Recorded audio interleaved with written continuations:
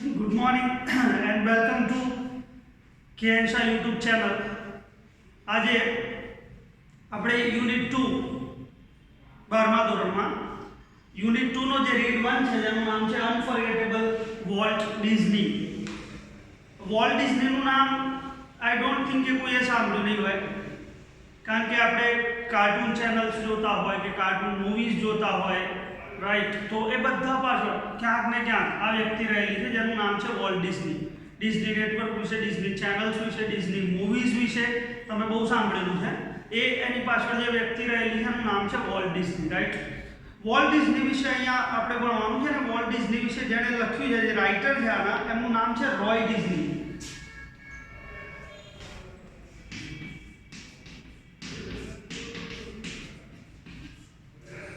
Roy Disney જે વોલ્ટના ભાઈ છે, એમણે પોતે લખ્યું છે વોલ્ટ ડિઝની વિશે, રાઈટ? ચાલો, આમ તો કોઈ ઇન્ટ્રોડક્શનની જરૂર નથી આમાં, કારણ કે એ વ્યક્તિ વિશે આમ તો એ વ્યક્તિ જ અદ્ભુત છે. અને તમે જાણો છો કે એક સામાન્ય માણસમાંથી આટલી મોટી સફળતા મેળવી, એણે પુષ્કળ પૈસા પણ કમાયા. જો કે પૈસા કમાવવું એ એમનું ટાર્ગેટ નહોતું, એ તમને પાઠમાં જ ખ્યાલ આવી હશે. પણ આટલું નામ કમાયો માણસ, આટલું લોકપ્રિય થયા વિશ્વમાં, તો એ કઈ રીતે શક્ય બન્યું? સ્ટાર્ટ કરીએ આપણે ટેક્સ્ટબુકમાં. મેં અગાઉ પણ કહ્યું હતું એમ, જ્યારે હું વાંચતો હોય ત્યારે તમે ટેક્સ્ટમાં ધ્યાન આપશો, પછી મારી સામે જોશો તમે. My brother Walt is no more, yet his influence lingers like a living presence over the studio where he turned out the cartoons, nature films and feature movies that made him known and loved around the world. My brother Walt is no more. નો મોર મતલબ કે past હવે, એ મૃત્યુ પામ્યા છે હવે. Roy Disney જ્યારે લખી રહ્યા છે ત્યારે વોલ્ટ આ દુનિયામાં નથી, તો એ કહે છે કે my brother Walt is no more, મારા ભાઈ હવે આ દુનિયામાં નથી. Yet his influence lingers like a living presence over the studio. આના વાક્યો બહુ લાંબા હશે અને શબ્દો પણ કેટલાક ડિફિકલ્ટ આવશે, ધ્યાન આપતા જજો. સેન્ટેન્સીસ તો બહુ લાંબા છે આના. Yet his influence lingers like a living presence. Influence એટલે અસર, અને લિંગર એટલે ટકી રહેવું. એની અસર જે છે એ આ સ્ટુડિયોમાં હજુ ટકેલી છે, અને એ પણ કેવી? લાઈક અ લિવિંગ પ્રેઝન્સ, જાણે કે જીવંત હાજરી હોય કે માણસની, હજુ પણ એ માણસ અમારી વચ્ચે હોય, એ પ્રકારે એની અસર હજુ સ્ટુડિયોમાં જોવા મળે છે. Where he turned out the cartoons. કયો સ્ટુડિયો? તો કહે છે કે the studio where he turned out the cartoons. એ સ્ટુડિયો કે જ્યાં he turned out the cartoons. turn out એટલે અહીંયા ક્રિએટ, બનાવવું, સર્જન કરવું. જ્યાં એને કાર્ટૂન્સ બનાવ્યા, નેચર ફિલ્મ્સ બનાવી, એન્ડ ફીચર મૂવીઝ, અને ફીચર મૂવીઝ બનાવી, that made him known and loved around the world. જેણે એને આ દુનિયામાં આટલો પ્રખ્યાત કર્યો અને આટલો બધો એને પ્રેમ મળ્યો દુનિયા તરફથી. એ મૂવીઝ, એ કાર્ટૂન્સ એણે આ સ્ટુડિયોમાં બેસીને બનાવ્યા. એ સ્ટુડિયોમાં આજે પણ એની જીવંત હાજરી અનુભવાય છે. Even now, as I walk around the studio crew, I half expect to encounter that tall country boy figure, head bowed in thought about some new project. Even now, કહે છે કે આજે પણ જ્યારે when I walk around the studio crew, જ્યારે હું સ્ટુડિયોમાં આજે ફરતો હોઉં છું, I half expect to encounter, તો મને ક્યાંક ને ક્યાંક એવી એક્સપેક્ટેશન હોય છે કે હમણાં એ મને એન્કાઉન્ટર થવું, એટલે અહીંયા અચાનક કોઈક વ્યક્તિ હું તમારી સામે આવું તો અચાનક મુલાકાત થવી, જેને કહીએ. તો કહે છે કે મને લાગે છે કે હમણાં ક્યાંક મને ભટકાશે, એ સામે અથડાશે, ક્યાંક મારી સામે આવશે. ધેટ ટોલ, એ ઊંચો લાગતો, country boy figure. Country boy એટલે બિલકુલ દુબળો પાતળો ગામડાનો છોકરો હોય ને, બિલકુલ મતલબ કે સામા એકદમ સાધારણ દેખાવ, સાધારણ કપડાં.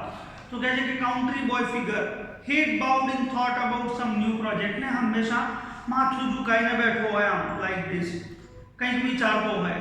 અમુક વ્યક્તિઓના અમુક પોસ્ચર હોય જે તમને યાદ રહી જાય. આપણા ઘરે પણ અમુક લોકોને આપણે અમુક મુદ્રામાં વધારે જોતા હોઈએ તો એ આપણને યાદ રહી જતું હોય છે પોઝિશન. તો કહે છે કે મારો ભાઈ, મને એમ લાગે કે હમણાં અહીંયા બેઠેલો ઊભો જોવા મળશે, કશું જ વિચારતો. What was so much the driving force behind all we did, from making movies to building Disneyland, that people constantly mention his name as if he were still alive? What was so much the driving force? Driving force એટલે આમ તો ચાલક બળ થાય, પણ ચાલક બળનો મતલબ પણ સમજવો પડશે અહીંયા કે Walt was so much the driving force. Volt કોઈ પણ કામ પાછળ એની ભૂમિકા, એનો ફાળો એટલો બધો મહત્વનો રહેતો હતો that શું કહે છે, ઓલ વી ડીડ, જે પણ કામ અમે કર્યું એના પાછળ એ વ્યક્તિનો ફાળો એટલો બધો રહેતો હતો, from making movies to building Disneyland, પછી એ મૂવીઝ બનાવવાથી લઈને છેક ડિઝનીલેન્ડ બનાવવા સુધીની વાત હોય, that people constantly mention his name as if he were still alive. લોકો એનું નામ એટલી વાર લેતા કે એવું લાગતું જાણે કે એ આજે પણ જીવંત છે, રાઈટ? તો શરૂઆતમાં એણે કાર્ટૂન્સ બનાવ્યા, એક સામાન્ય કાર્ટૂન બનાવવાથી શરૂઆત કરીને છેક તમે જાણો છો દુનિયાનો સૌથી મોટો અને સૌથી મોંઘો અમ્યુઝમેન્ટ પાર્ક, સૌથી વિશાળ અમ્યુઝમેન્ટ પાર્ક જેની કોઈ કલ્પના પણ ના કરી શકે એ બનાવ્યો એણે, જેનું નામ ડિઝનીલેન્ડ, જે આપણે બધાએ સાંભળ્યું છે, right? Every time we show a new picture or open a new feature at Disneyland, someone is bound to say, I wonder how Walt would like it. Every time, જ્યારે દર વખતે આજે પણ કહે છે કે when we show a new picture, આજે જ્યારે કોઈ નવું ચિત્ર બનાવ્યું હોય ડિઝની મૂવીઝ દ્વારા, ડિઝનીની જે કંપની છે એના દ્વારા એ બતાવવામાં આવે, or open a new feature at Disneyland, અથવા ડિઝનીલેન્ડમાં અમે કોઈ નવું ફીચર શરૂ કર્યું હોય, કોઈ નવી રાઇડ શરૂ કરી હોય, કોઈ નવું ડિપાર્ટમેન્ટ શરૂ કર્યું હોય, someone is bound to say, તો કોઈ ફરજિયાતપણે એવું બોલે કે I wonder how Walt would like it. તો કોઈક આવું તો બોલે જ કે અમને વિચાર આવે છે કે વોલ્ટ જો આજે હોત તો એને કેવું લાગતું આપણે જે નવું બનાવ્યું છે. And when this happens, I personally realize that it was something he himself had planned. અને જ્યારે આ બને છે ત્યારે કહે છે કે મને પર્સનલી એવું લાગે છે કે આ તો એ જ પ્લાન કરીને ગયો છે, આપણે કશું નવું કર્યું નથી. એને કેવું લાગતું એ પ્રશ્ન જ ઊભો નથી થતો, કારણ કે આ આપણે હાલ જે કામ કરી રહ્યા છે એ પણ કોણ પ્લાન કરીને ગયું છે? તો વોલ્ટ ડિઝની પ્લાન કરીને ગયો છે already. For my imaginative industrious brother left enough project in progress to keep the rest of us busy for many years. કારણ કે મારો જે ઇમેજિનેટિવ ભાઈ છે, ઇમેજિનેટિવ એટલે જે કલ્પનામાં રહેનારો, હંમેશા કલ્પનાઓ કરનારો, ઇન્ડસ્ટ્રીયસ એટલે બિઝી, વ્યસ્ત રહેતો હોય, હંમેશા કામમાં રહેતો, મારો ખૂબ જ મહેનતુ અને કલ્પનામાં રહેનાર બ્રધર જે છે એ કહે છે કે લેફ્ટ ઇનફ પ્રોજેક્ટ, એણે એટલા બધા પ્રોજેક્ટ છોડીને ગયો છે અમારા માટે, ઇન પ્રોગ્રેસ એ પણ ચાલુ કરીને, એકવાર પ્રોજેક્ટ ચાલુ થઈ જાય પછી એના પર કામ કરવું આસાન હોય છે, તો ઘણા બધા પ્રોજેક્ટ્સ એ સ્ટાર્ટ કરીને ગયો છે, to keep the rest of us busy for many years.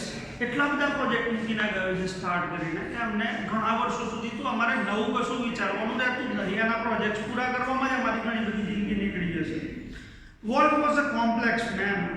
Volt આમ તો થોડો જટિલ માણસ હતો સમજવા માટે, આમ પણ આવા માણસો જે હોય એમને સમજવા થોડા જટિલ હોય છે, જે એક્સ્ટ્રાઓર્ડિનરી હોય છે, શરૂઆતમાં લોકોને ગાંડા પણ લાગે છે, રાઈટ? તો કહે છે કે Walt was a complex man, થોડો ડિફિકલ્ટ માણસ હતો, જટિલ માણસ હતો. To the writers, producers and animators who worked with him, he was a genius.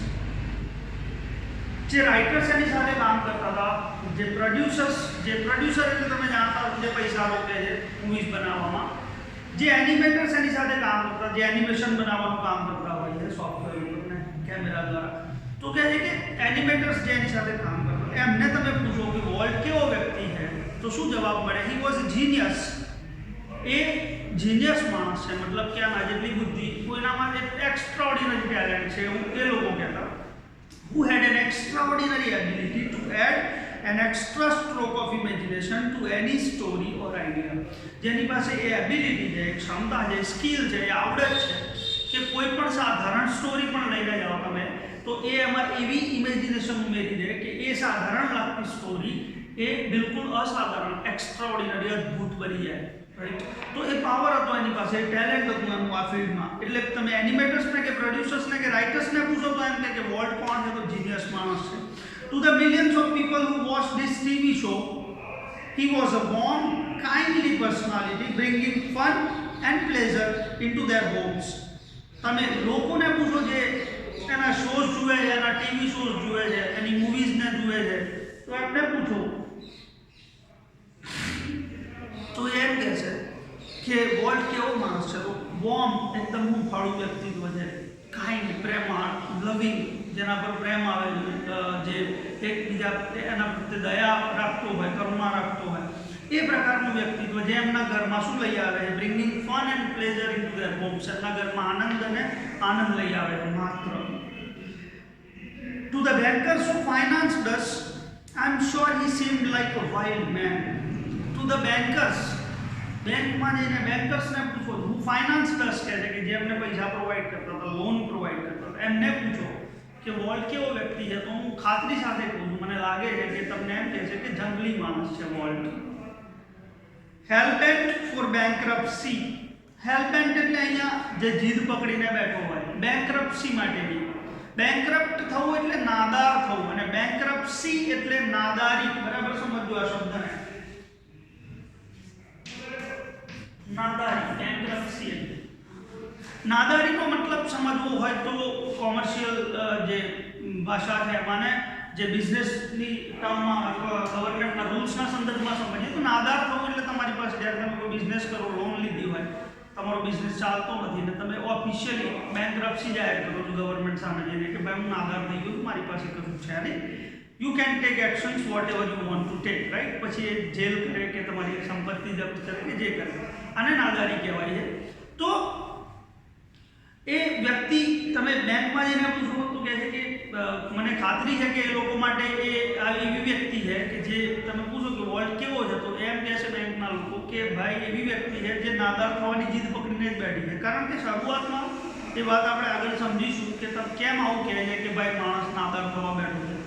કારણ કે એની પાસે એણે શરૂઆત કરી હતી $500 જ્યારે પહેલી વાર એણે કાર્ટૂન સિરીઝ બનાવવાની શરૂ કરી હતી ત્યારે, અને એના સપના હતા 500 મિલિયન બિલિયન ડોલર્સના સપના હતા, રાઈટ.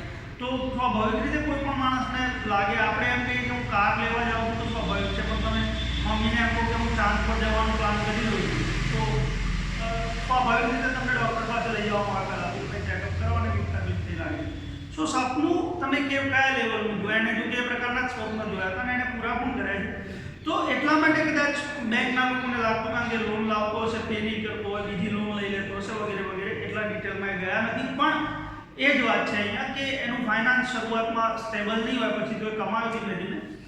તો કહે છે કે બેંકના લોકો માટે નાદાર થનાર વ્યક્તિ લાગતી હશે એમને. To me he was my amazing kid brother. મને પૂછો કે કોણ છે તો હું એમ કહીશ કે he was my amazing kid brother, એ મારો અદ્ભુત ભાઈ કે જે full of impracticals dreams that he made come true, જે બિલકુલ અવ્યવહારુ લાગતા સ્વપ્નોથી ભરેલો હતો. એના સ્વપ્નો બધા ઇમ્પ્રેક્ટિકલ લાગે તમને કે આ તો પૂરા જ ના થાય એવા સ્વપ્ન. જ્યારે મને બોલે મને ભરોસો નહોતો આવતો રોયડીઝની કે આવું સ્વપ્ન તો પૂરું થતું છે. જેમ મેં હાલ તમને કહ્યું કે આપણે એમ કહીએ કે કાર લાવી છે તો પ્રેક્ટિકલ ડ્રીમ લાગે, આપણે એમ કહીએ કે મારે સ્પેસ શટલ બનાવીને જાતે ચાંદ ઉપર જવું છે તો સ્વાભાવિક છે કે બાકીના લોકોને ઇમ્પ્રેક્ટિકલ જ લાગવાનું છે. તો એવા ઇમ્પ્રેક્ટિકલ ડ્રીમ્સથી ભરેલો આ વ્યક્તિ, કારણ કે મેં કહ્યું એમ કે એણે $500 ઉછીના લીધા હતા શરૂઆતમાં, અને એ વખતે વાત કરતું તો એ $500 કરોડની કે હું આટલાનો પ્રોજેક્ટ બનાવીશ નહીં, આ $200 મિલિયન લગાવીશ નહીં, $100 મિલિયન લગાવીશ, રાઈટ. તો એનો ભાઈ કહે છે કે એના સ્વપ્નો બધા ઇમ્પ્રેક્ટિકલ લાગતા હતા, that he made come true, જે બધા એણે પૂરા કર્યા. ચલિए,